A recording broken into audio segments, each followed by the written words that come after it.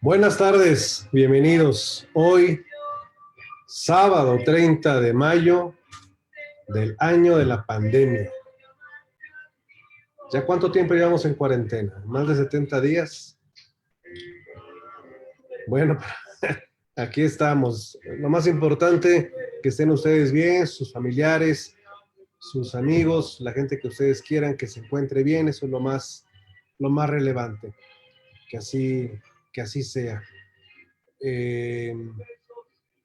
Vamos a continuar con nuestras sesiones y vamos a abordar una parte final de lo que ayer platicamos del Labeling Approach, los puntos conclusivos. Estamos oyendo, claro, a César Costa, estamos en los 60s, la época en que en México se imitó el modo del rock de los Estados Unidos, ¿no? Las cafeterías, las neverías, todo ese glamour de los 60, ¿no? Fue una época bonita. Pero bueno, con muchas cosas también que les voy a platicar. Así que vamos a comenzar, pues.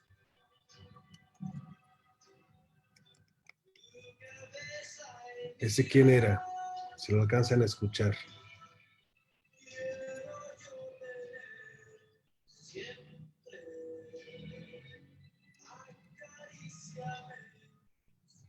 Bueno, ahí bajito, porque si no, nos vamos a poner a escuchar más música que hacer los deberes. A ver, para efecto de concluir lo que ayer platicamos sobre esta tesis, teoría, doctrina del Labeling Approach. ¿Qué impacto tiene atribuirle a alguien la etiqueta que por ahí tenía, pero ya se perdió, la etiqueta de delincuente, la etiqueta de desviado a una persona? La mera etiqueta produce ya un estigma, eso de entrada. El individuo se convierte en un proscrito de la sociedad que recibe pública condena, porque para condenar somos buenísimos, somos expertos en juicios sumarios. Me refiero a los que no somos legos, a los que no sabemos nada de derecho, somos buenísimos, inmediatamente hacemos juicios, condenamos, ejecutoriamos, despedazamos, porque somos crueles por naturaleza y lo hemos dicho y lo hemos comprobado durante estas sesiones. Para criticar no hay quien nos gane.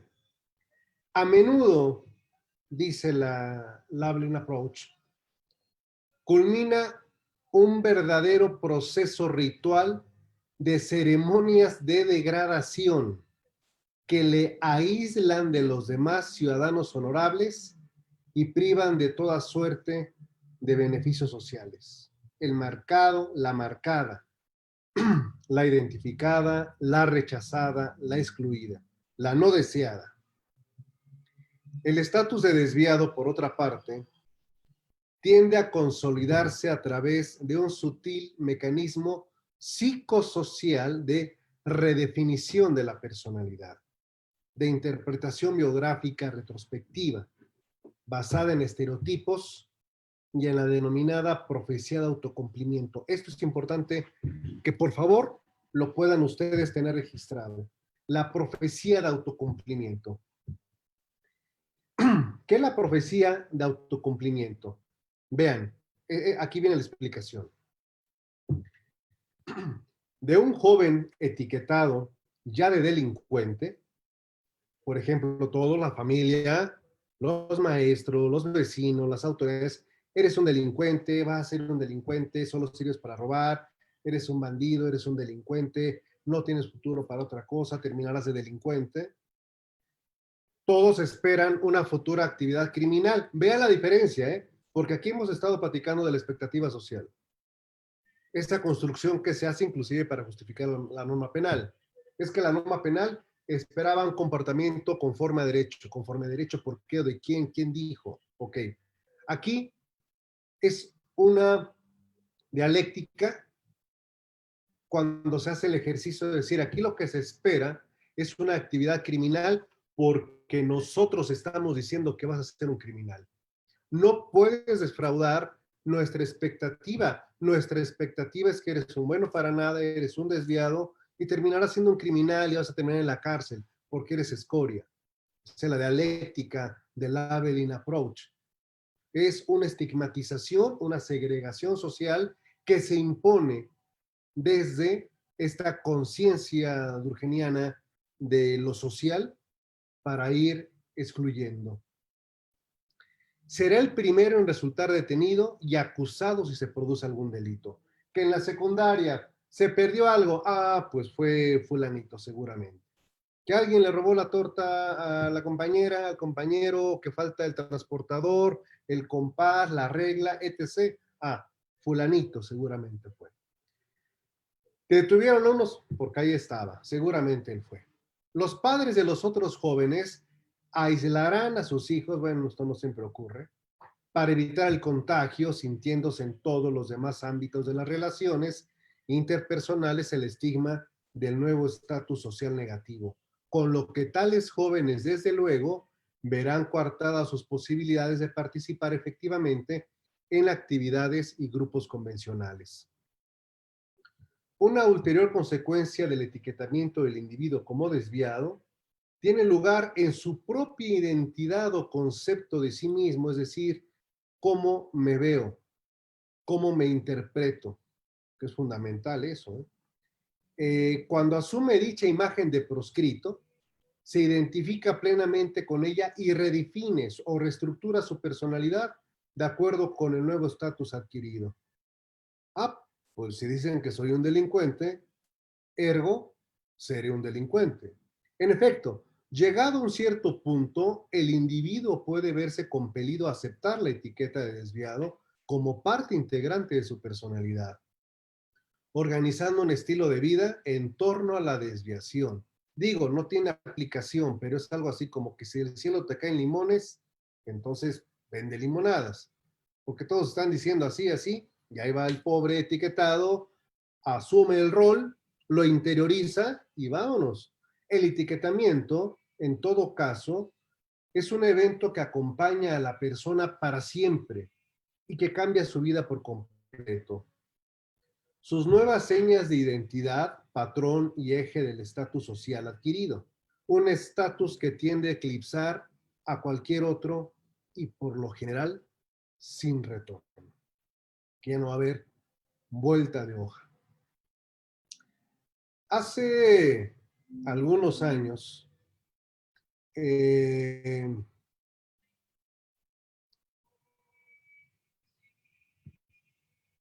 años quizá, o 12 años, más o menos, no recuerdo con mucha exactitud. Nos contrataron para un asunto de carácter penal y un día se los voy a contar con todo el contexto.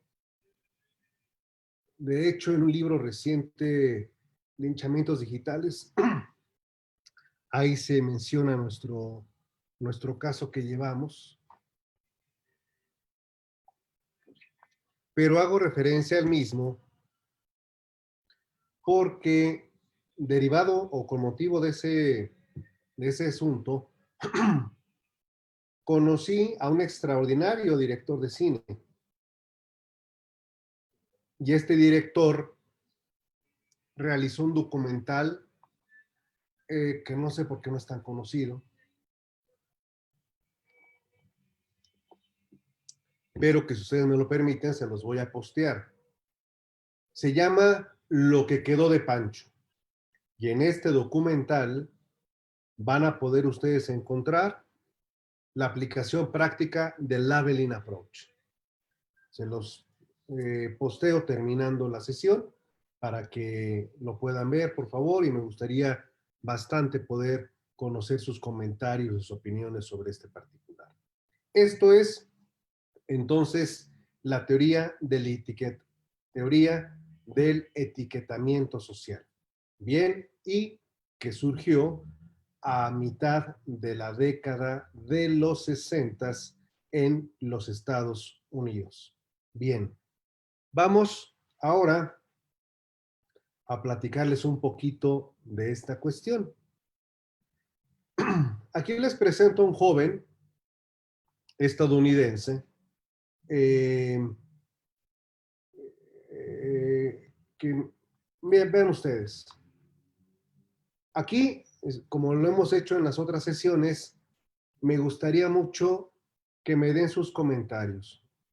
La primera sesión que tuvimos, les mostré la fotografía de una persona, cuyo caso todavía no abordamos porque es de los 90, todavía no llegamos allá. Pero en aquella ocasión les pedí que por favor me dieran sus impresiones respecto de lo que estaban observando. La observación es algo fundamental. Y aquí de nueva cuenta, quiero que observando la fotografía, me den sus comentarios. ¿Qué observan? ¿Qué ven? ¿Qué advierten? Porque es bueno. Mientras aquí voy viendo sus importantes aportaciones sobre esto.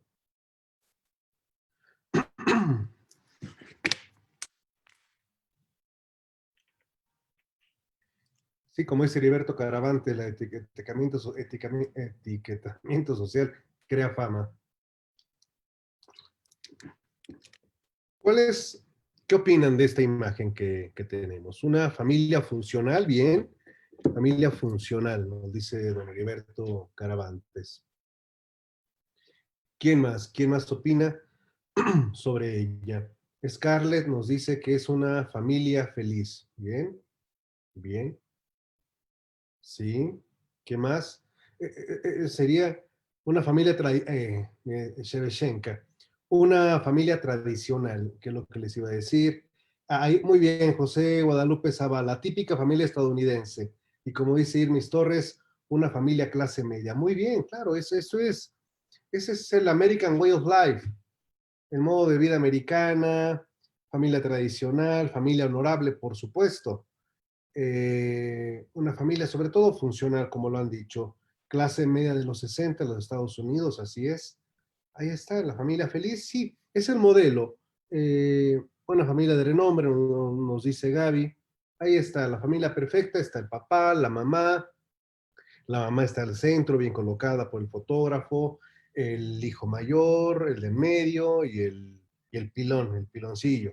Están ahí, bien, todo es extraordinario. Pues vamos a platicar de esta familia promedio en Estados Unidos.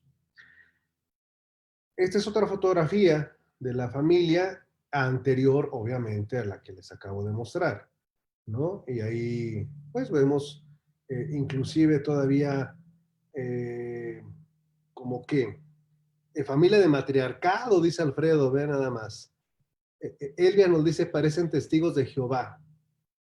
Tere Almaguer, aparentemente funcional, americana y por su aspecto aceptada por la sociedad. Sí, sí, absolutamente.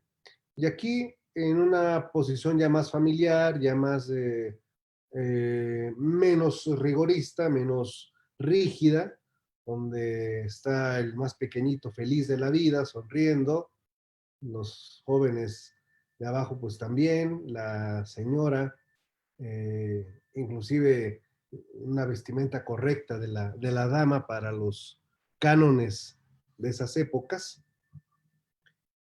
Bien. Charles Whitman es el joven mayor, el primogénito, y va a tener una vida pues común. Eh, es monaguillo a los 12 años, porque pues, tiene que hacer los servicios religiosos, desde luego. y asiste a las autoridades de la iglesia del barrio, y después, en la edad de servicio militar, está con los marines. Los marines eh, practica con ellos, pero fíjense nada más esta cualidad. El papá utilizaba armas de fuego de cacería y eventualmente llevaba a Charles Whitman, a su hijo mayor, a la casa, como es común. Pero con los marines alcanzó a tener una puntería por la que fue reconocido e incluso se le invitó a que quedara en las filas de los marines, pero pues él dijo, no, no, no, o sea, pues yo vine aquí a hacer mi servicio nada más, ya terminé, adiós, no, no, no es lo mío, pero sí destacó en esa circunstancia. Eh, ¿Cuál es el aspecto que va a incidir en su vida, en la de su familia? Bueno, el padre es un golpeador. El padre se la pasa golpeando a medio mundo, a los hijos y a la esposa, y la esposa termina separándose por las golpizas que le acomodaba el padre. Sí. Charles Whitman termina la universidad, se casa y parece que por fin va a ser un hombre feliz, porque ya no va a tener los golpes del padre, ya no va a ver sufrir a su madre ya pues, se fue a otra casa, y bueno, pues todo es color de rosa, ¿no? En 1966, sus padres se separaron tras 26 años de matrimonio a causa de los maltratos del padre de Whitman. El 31 de julio de 1966, 31 de julio, Charles Whitman se sentó en su escritorio y escribió en su diario: no comprendo qué me lleva a escribir esto. Ya fui al psiquiatra. He tenido miedos e impulsos violentos. En el pasado tuve dolores de cabeza tremendos. Después de mi muerte, quiero que me hagan una autopsia para ver si tengo un daño cerebral. Intenté matar a mi esposa después de haberla recogido del trabajo. No quiero que tenga que enfrentarse a la vergüenza que mis actos seguramente le causarán. La vida no vale la pena vivirla. Todo se colapsó el otro día. Por la tarde escribió algunas cartas de despedida, unos amigos suyos lo visitaron en su casa y después se marcharon. Lo notaron muy tranquilo. La madrugada del 1 de agosto de 1966, después de recoger a su esposa en el trabajo y regresar a casa, tomó una pistola y fue a la casa de su mamá. Su mamá no lo quería dejar entrar porque iba con el arma. En el forcejeo, una de las manos de la madre acabó con los dedos rotos porque Whitman se los aplastó con la puerta. Luego le hirió en el mentón. Whitman la tiró al piso a su madre. La apuñaló varias veces en el pecho hasta que su madre cayó al piso. Una vez ahí, le disparó en la nuca. ¡Pum! Matándola instantáneamente. La levantó y la colocó en la cama para simular que dormía. Luego limpió las manchas de sangre de la alfombra. Junto al cuerpo dejó una nota acusando a su padre. Además, el mensaje decía: amo a mi madre con todo mi corazón. ¿Se acuerdan del caso que les platiqué que me comentó una alumna perito en medicina forense en Morelos, del esquizofrénico que había matado a su padre y que lo había subido a la recámara y lo había acostado, peinado y limpiecito todo? Bueno, cuando regresó a su casa, agregó a su diario lo siguiente: 12:30 de la noche, acabo de matar a mi madre. Si existe el cielo, ella está ahí ahora. Si no existe, ha dejado de sufrir. Fue entonces a su habitación y apuñaló a su esposa, quien dormía desnuda, hasta matarla. Agregó a su diario: 3 de la mañana, madre y esposa muertas. Se está llevando un registro de lo que está haciendo. A las 9 de la mañana dejó su casa y compró una carabina de segunda mano, calibre 30, M1, se dirigió a otra tienda y compró cientos de balas. A las 9:30 estaba en Sears comprando una escopeta calibre 12. Fue a una tienda de herramientas para comprar una carretilla. Regresó a su casa donde alteró las armas compradas e incluso ahí estaba platicando con el cartero mientras este estaba modificando las armas para hacerlas más potentes. El cartero declaró que sabía que lo que Whitman hacía con las armas era ilegal, pero en ese momento no pensó que habría problema alguno. Cerca de las 11 de la mañana, Charles Whitman sudaba copiosamente. Había terminado de guardar el equipo que consideraba necesario, un par de escopetas, 2 rifles, 3 pistolas y 1000 cartuchos. Todo ello envuelto en una sábana dentro de una maleta. Con todo eso y con un montón de chivas, Whitman agarró, se puso unos overoles y se fue para la universidad. Llegó a la universidad, a la Torre del Reloj en Austin, Texas. Llegó, entró y ahora sí que entrando y rompiendo. A la primera que encontró, que era una trabajadora de escritorio, le rompió el cráneo con la culata del rifle, siguió, llegó al elevador, a las gentes que venían ahí les disparó, las mató, una persona quedó herida, se fue hasta el último nivel y al llegar al último nivel de la Torre del Reloj, atrancó la puerta, se acomodó y desde ahí empezó a disparar a diestra y siniestra a la cantidad de gente que se encontraba en el campus universitario.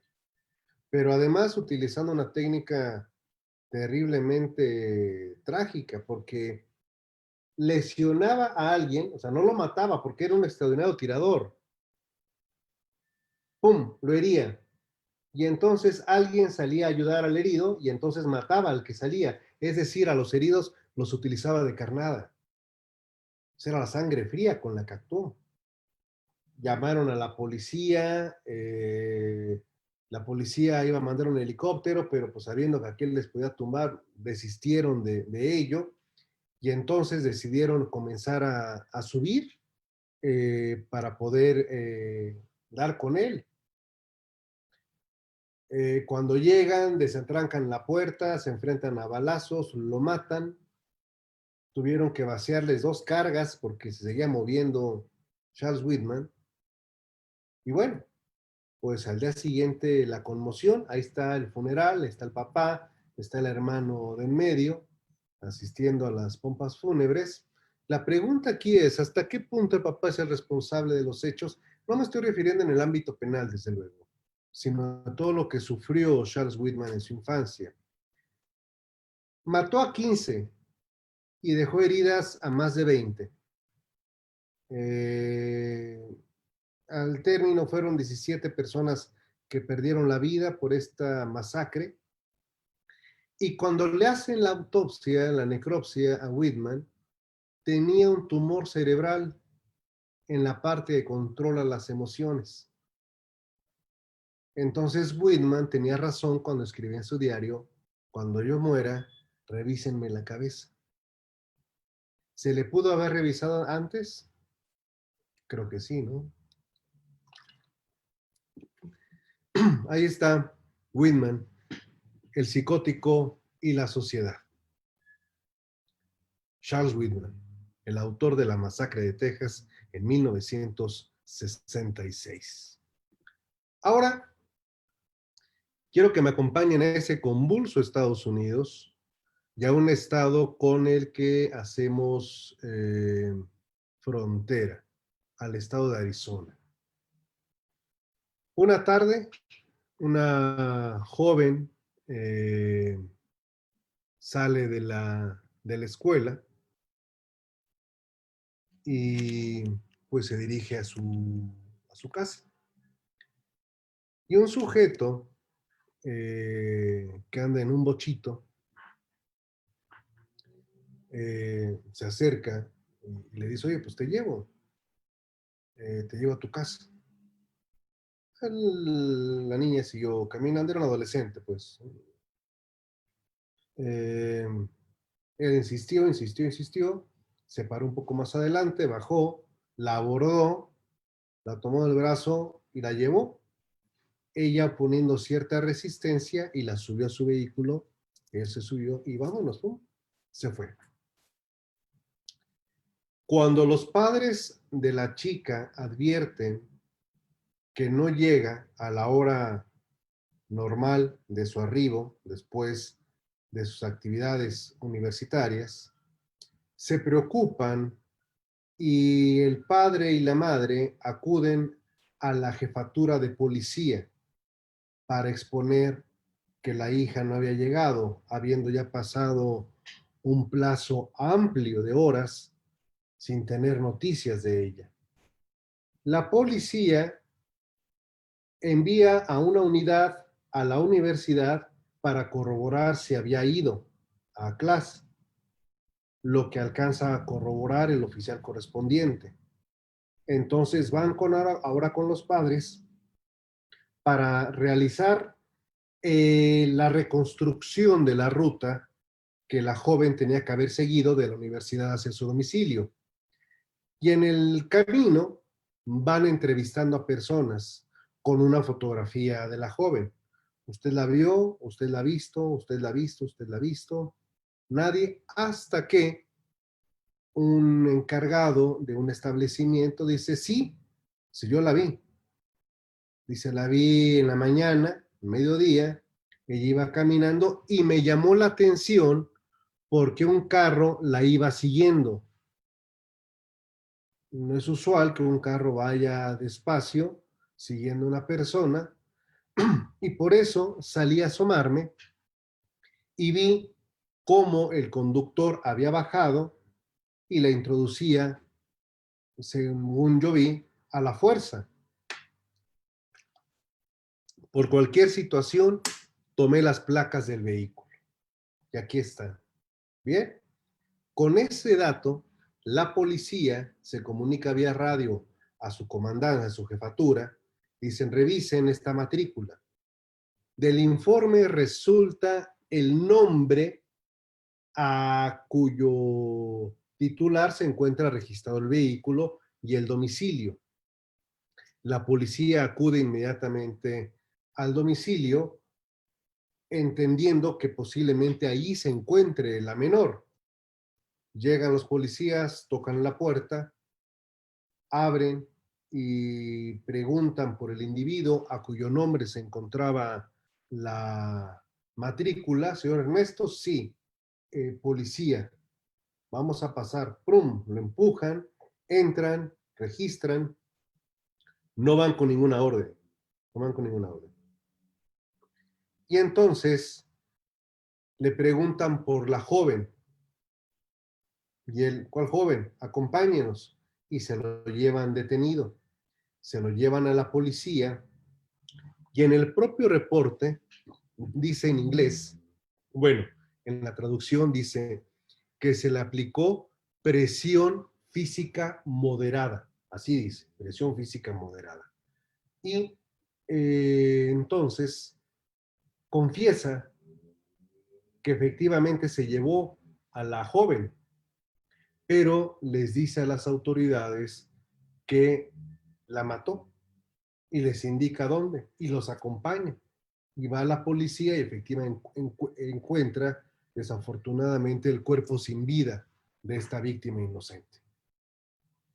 Entonces llevan al detenido con el fiscal, le informan que él ha confesado, está el cuerpo y el fiscal dice correcto, con eso es suficiente, lo llevan ante el juez en la primera audiencia le informa de los cargos, en la segunda audiencia le pregunta si se va a declarar culpable o inocente, se declara culpable, va a la sentencia y queda condenado a 34 años de prisión, si mal no recuerdo ahorita con exactitud. Su defensor público, apela la resolución. La resolución llega al tribunal estatal, el tribunal de Estado.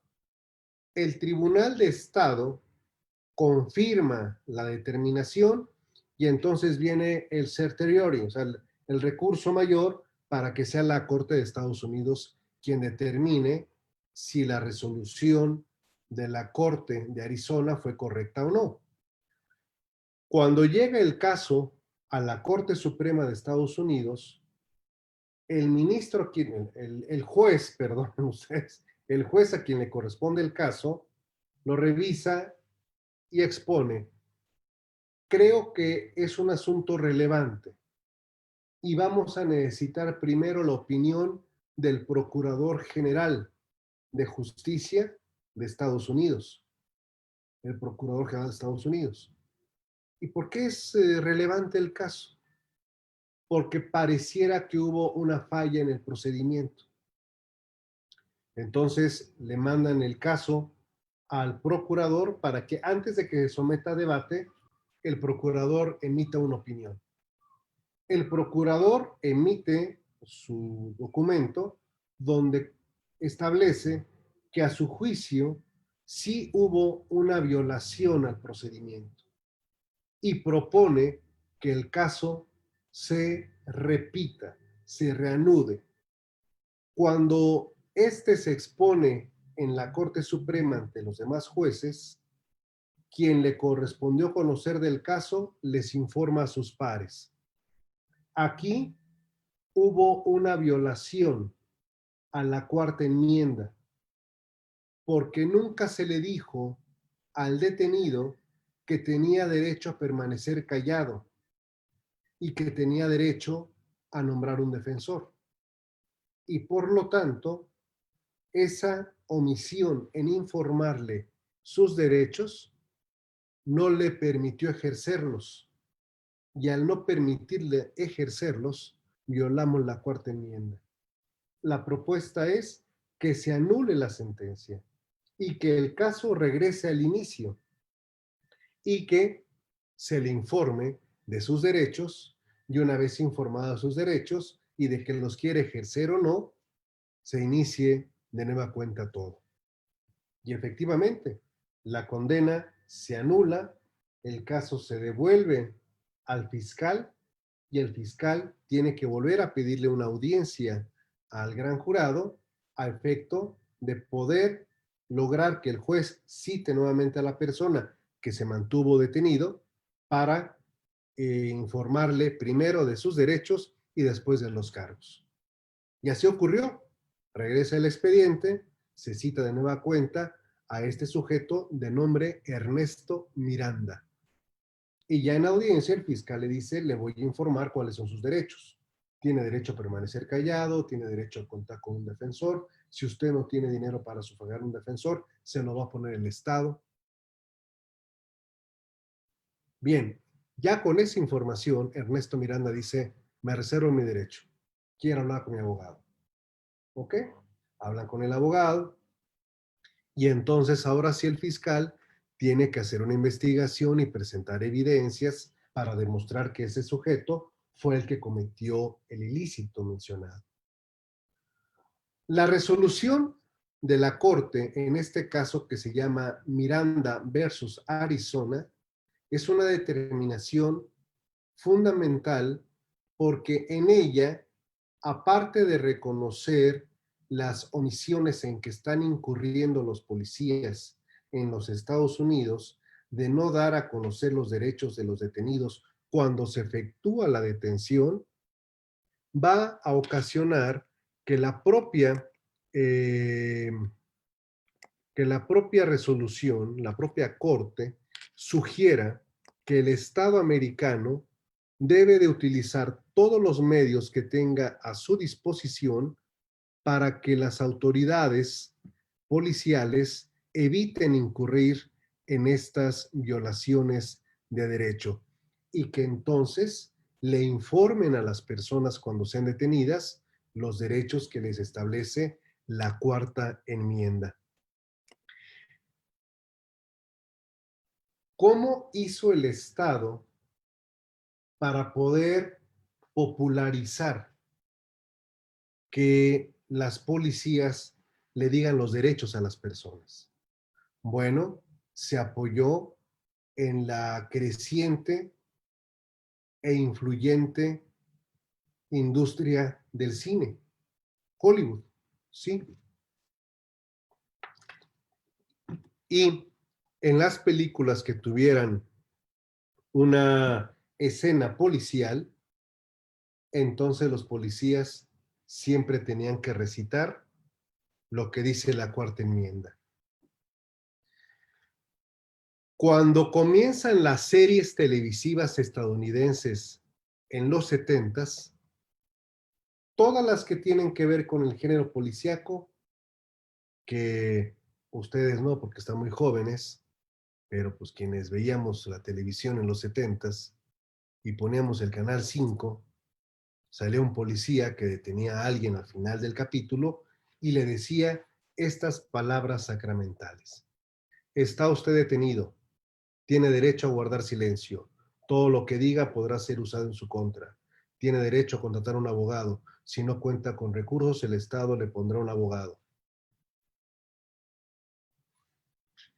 Un gran porcentaje de la población mexicana ha conocido esos derechos a través de esas series, porque la Corte Suprema de Estados Unidos ordenó que se difundieran. El caso es Miranda contra Arizona. De hecho, en Estados Unidos se le conoce a esta determinación como derechos Miranda o ley Miranda. Ahí se le conoce.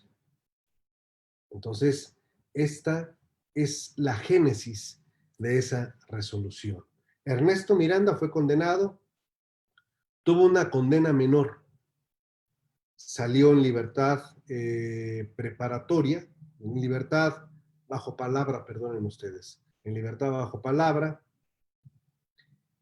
pero cuando él sale en libertad ya es una celebridad, desafortunadamente, imagínense nada más lo que es lo absurdo del mundo del crimen. Y es una celebridad porque gracias a él, pues entonces muchas personas reclamaron ante la corte que sus procesos eran ilegales porque no les habían dado a conocer esos derechos. Bueno, pues Ernesto Miranda, para celebrar que estaba libre, se fue a meter a una taberna en Arizona, en Phoenix. Ahí se fue a echar unos tragos. Y un parroquiano lo reconoció y empezaron a discutir y de las palabras pasaron a los hechos. Y de los hechos, el parroquiano sacó la pistola y ¡pum! Le metió un plomazo a Ernesto Miranda y ahí quedó tendido. El agresor no se fue, se quedó ahí esperando a que el tender llamara a la policía. Sopló su pistola, la guardó, llegó la policía, lo desarmó, lo detuvo. ¿Y qué creen que dijo el autor del hecho? Me acojo a mis derechos Miranda. Vaya forma de terminar de un criminal y vaya forma irónica en la que su ejecutor se acogió a los derechos que su víctima había hecho célebres. Ahí está el origen. Miranda contra Arizona. Derechos de la cuarta enmienda. Bien, vamos ahora a ver qué sigue en lo que tiene que ver con nuestra cronología, con nuestra línea de tiempo sobre estos casos. Estamos en no, esto porque bueno, está Miranda contra Arizona. Les paso el link respectivo con mucho gusto. Ahí está. Les voy a hacer nada más unos comentarios muy rápidos de esto, porque es un tema que requiere de mayor amplitud, pero vamos a hacerlo rápido. 1966 también, cuando es esto lo de el caso de Arizona, Miranda versus Arizona, en México se están generando muchos movimientos, sobre todo en Guerrero, movimientos reaccionarios contestatarios al poder, y se crea el Partido de los Pobres. Esto nada más para que lo tengan ustedes anotado. ¿Quiénes son los promoventes? Bueno, ¿quién es el promovente del Partido de los Pobres? Va a ser un varón de nombre Lucio Cabañas, pero Lucio Cabañas está siguiendo el ejemplo de un líder magisterial, también de Guerrero. el líder del magisterio se llama Genaro Vázquez Rojas, que le lleva un poquito de edad y de experiencia a Lucio Cabañas, pero tienen los siguientes datos que los hacen afines. Son de Guerrero, unos de la Costa Grande, otros de la Costa Chica. Ambos son dirigentes sociales, Genaro de maestros, Lucio de estudiantes, pero ambos son egresados de la Escuela Normal Isidro Burgos de Ayotzinapa. Esos son datos para que los tengan ustedes ahí anotados.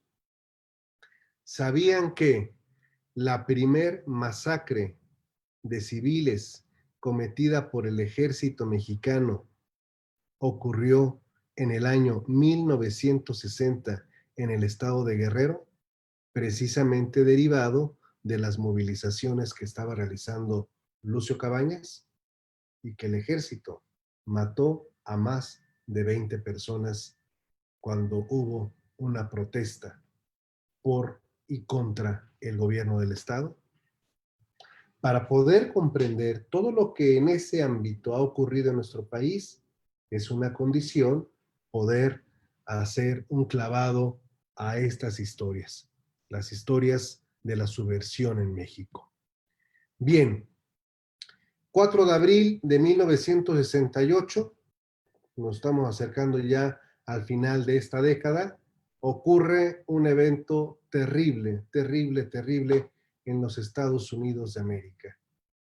Habiendo o estando dando un discurso, el ícono del movimiento afroamericano, Martin Luther King, es asesinado. Ahí está la fotografía que se toma, donde desafortunadamente está el cuerpo de Martin Luther King. Esto es a instantes de que recibió los impactos. Ahí están todavía tratando de cuidarlo y están señalando de dónde emergieron los disparos. Ahí está el cuerpo de Martin Luther King, quien, si hoy viviera todavía y estuviese viendo lo que está pasando en todo Estados Unidos, porque todo Estados Unidos está incendiado, porque se juntaron dos cosas. Se juntó el hartazgo de la cuarentena y se juntó la muerte de este afroamericano a manos de una policía, George Floyd, ¿no? Y qué ha cambiado en aquella nación respecto de estos temas, desde Rosa Parker, la afroamericana que en 1955 se sentó en el asiento de un autobús destinado para blancos, y hasta ahora pareciera que seguimos exactamente igual. Bueno, es una foto, una imagen terrible, trágica, dolorosa. Ocurrió 4 de abril de 1968. Hay una reforma aquí en el medio, la reforma número 26 del Código Penal Federal, que se las resumo rápidamente para no meternos en tantas cuestiones. La reforma de esta reforma, que es la número 26, prohibió que los acusados por delitos de narcotráfico tuvieran derecho a libertad preparatoria. El cerco se va cerrando.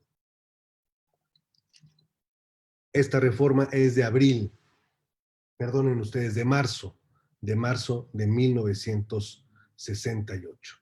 Aquellos que estén acusados de narcotráfico no van a tener derecho a una libertad preparatoria. Bien, ahora déjenme pasar a esta tesis, Terry versus Ohio. Esta es una tesis importante, es un precedente importante, porque a nosotros nos va a permitir entender el sistema, cómo opera el sistema que ahora tenemos, que es el sistema de allá. Entonces, déjenme les explico rápidamente este caso. Miren, aquí ya estamos. A ver, les voy a explicar de qué va el tema Terry versus Ohio, ¿ok? En Cleveland, Ohio, esto ocurrió en 1963, pero hasta 1968 se emite la resolución. Bueno, Cleveland, Ohio, 4 de la tarde, más o menos. En una de las calles, y de manera concreta, en un crucero, hay dos individuos y a distancia, hay un policía. Los dos individuos están platicando entre sí y volteando a ver, oteando, como se dice, oteando hacia una esquina. Uno de ellos camina a la esquina. En esa esquina hay una joyería y el individuo otea en el cristal así asomándose a ver qué hay. Regresa con el sujeto y platica. El otro sujeto hace lo mismo. Va, llega y se asoma. Todo esto lo está observando el policía. Por tercera ocasión, sumada a la de los dos, el primer sujeto vuelve al lugar, se asoma y regresa con aquel. Y en ese instante se suma una tercera persona. Es el momento en el que el policía decide intervenir y le dice, señores, soy policía, les voy a hacer una revisión. A ver, díganme cómo se llaman. Y aquellos dan sus nombres, pero así de una forma ininteligible. Y lo dice, los voy a revisar. Y dices, ¿por qué? ¿Por qué nos vas a revisar? Si no hemos hecho nada. Dice, ya les dije que los voy a revisar. Así que por favor, váyanse separando. Y ellos empiezan a reclamar, ¿pero por qué? Entonces el señor saca su pistola y dice, a ver, señores, al piso. Al piso. Pum, vale, pum. Le tiran al piso, los empieza a cachear, y a uno de ellos, de nombre Terry, le encuentra un cohete.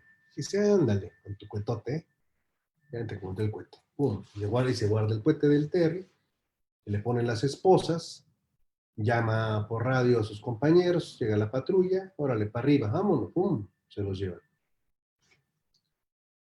A los otros dos no les encontraron arma, entonces los dejaron ir. Pero a Terry, el fiscal sí le formula cargos y lo presenta ante el juez. Y le dice, acuso a esta persona de conspiración y de la aportación del arma. ¿Qué tiene que decir en su descargo, señor Terry? ¿Le leyeron sus derechos? Sí, me dijeron mis derechos, etc. Yo lo que quiero decir es lo que diga mi abogado. Su abogado público dice, es ilegal la detención, señoría. ¿Por qué es ilegal? Porque no había causa probable para su arresto. Violaron la cuarta enmienda. Dice, bueno, vamos a ver. Yo nomás ahorita le informo cuáles son sus cargos, ya después en una semana lo cita a audiencia y ya me dice cómo se declara. ¿Cómo se declara? No culpable. ¿Por qué? Pues porque hay un inicio indebido de mi proceso. Pasa, juicio, condenado. Su defensor insiste en que ese registro que le hizo la policía es violatorio de su derecho a la cuarta enmienda, a una pesquisa arbitraria.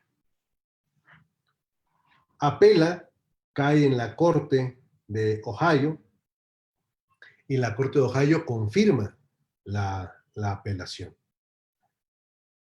Promueve el certiorari, el defensor, y llega a la Corte Suprema. Y en la Corte Suprema se va a analizar el caso. Y vean lo que ocurre en la Corte Suprema en 1968. La Corte Suprema dice, tenemos que distinguir dos conceptos. Una cosa es la causa probable. La causa probable, ojo, es el estándar de convicción que se produce en el ánimo del juez cuando la autoridad le ha dicho y le dice que hay datos que le permiten inferir que ha ocurrido un hecho y que determinada persona es probablemente quien lo realizó. Esa es la causa probable que permite que un tribunal emita una orden de cateo o que permite el arresto de una persona. Esa es la causa probable. Es un estándar de valoración, lo dice la resolución de 1968, que permite realizar un acto tan relevante como la detención de una persona. Pero no debemos de confundir causa probable con sospecha razonable, dice la Corte. La sospecha razonable es un estándar diferente y menor al de la causa probable. Es un estándar menor que permite que la autoridad haga el stop and risk. Así es como se llama ahora, ¿no? El detener y revisar a una persona porque existe la sospecha razonable de que pueda estar armada y que constituye un peligro. Eso se va a realizar no con base en una corazonada del policía, que es el nivel más ínfimo del estándar. Eso es indebido. El policía, dice la Corte de Estados Unidos en 1968, no se puede guiar por su sentir, por su sensibilidad. El creí, yo pensé, yo sentí. No, eso no. Ese estándar es ínfimo y no es válido. La sospecha razonable es la conjunción de elementos de valoración que el policía hace en el mismo momento, combinando su experiencia, combinando el área en la que se encuentra y la actitud que está asumiendo la persona. Eso constituye la sospecha razonable y le permite a la autoridad hacer inmediatamente un registro en busca de armas o de alguna evidencia que haga a la persona convertirla en un riesgo, porque puede ser que vaya a cometer un delito. Pues en ese momento el policía está autorizado a actuar. Y ya el otro estándar, que es la causa probable, eso es diferente, eso ya se requieren evidencias, se requiere otro nivel mayor.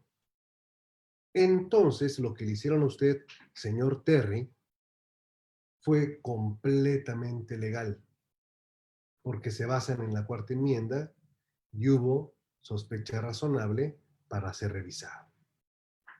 A partir de esta resolución, compañeras, compañeros, las policías en los Estados Unidos comienzan a entender que sí pueden revisar a las personas y que tienen que tener solamente cuidado en explicar la sospecha razonable. Pueden detener, pueden revisar, pero tienen que justificar la sospecha razonable. Es por ello que en varias comunidades de los Estados Unidos ha habido quejas y existen quejas de que la sospecha razonable la autoridad la funda en el perfil racial.